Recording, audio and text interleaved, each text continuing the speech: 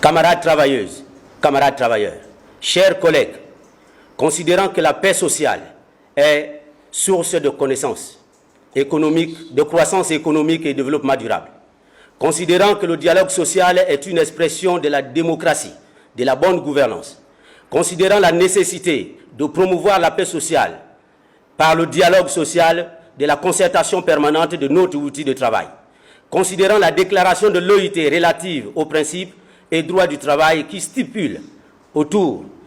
s'articule autour la liberté des syndicats et la reconnaissance effective du droit des négociations collectives, considérant le lien étroit qui existe entre le dialogue social, la justice et la paix sociale d'une part, entre ces concepts et le développement économique d'autre part, soucieux d'un climat social serein dans notre entreprise et la sauvegarde de notre outil de travail, nous avons déposé un préavis de grève après plusieurs rencontres avec la direction générale qui nous ont conduits aux assemblées générales du 13 et 14 2024, respectivement au Vendo et à Mwanda. Au motif suivant, les négociations triennales n'ont jamais débuté sans préavis de grève. Les négociations triennales n'ont jamais entièrement abouti. La non-application des résolutions des commissions du dialogue social de décembre 2023. Le nombre élevé des licenciements en 4 années, soit 49 à date, depuis la prise de fonction de M. Léo Batolo. Le mépris, la discrimination et le harcèlement des partenaires sociaux et des travailleurs. Les départs volontaires suscités avec la mise en place d'une procédure de départ négociée sans remplacement. Le sous-effectif entretenu avec plusieurs colorés, la charge élevée du travail, le stress, le burn-out, les maladies à caractère professionnel en augmentation au vu du nombre de travailleurs en poste aménagé, les objectifs surévalués malgré les difficultés sur le terrain, le taux de marche des installations réduit, la dégradation de la qualité du minerai, volonté du top management de ne faire que du volume. La violation du Code du travail en matière d'utilisation de la main-d'œuvre mise à disposition, MAD. L'emploi abusif des prestataires sous forme de travailleurs en MAD, déguisés, contrat de prestation. Les licenciements et le traitement inhumain d'un cadre en expatriation. La suspension de la subvention des syndicats en violation de la charte du dialogue social. L'application des recommandations BBZ, budget bas zéro, suspension de poste agent de maîtrise, C6, C7, en violation des dispositions conventionnelles. La discrimination dans le traitement des employés, promotion, avancement, nomination, recrutement.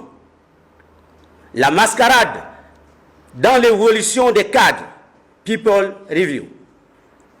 La non prise en compte des décisions promotion des agents faites par leur hiérarchie. La violation de la présomption d'innocence. Le management par la peur.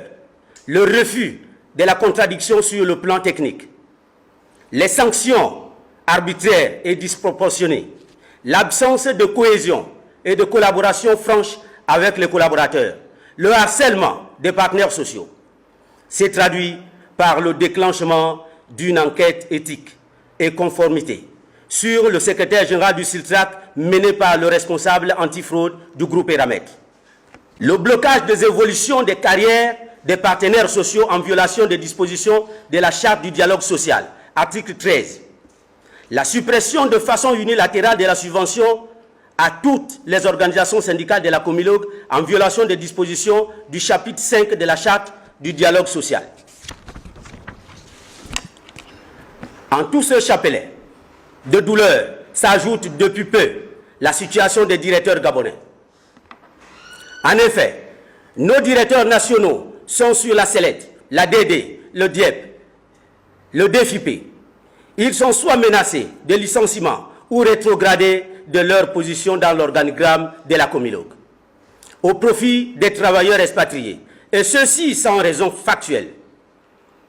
Cette gestion managériale discriminante nous démontre à suffisance la dévalorisation des travailleurs gabonais.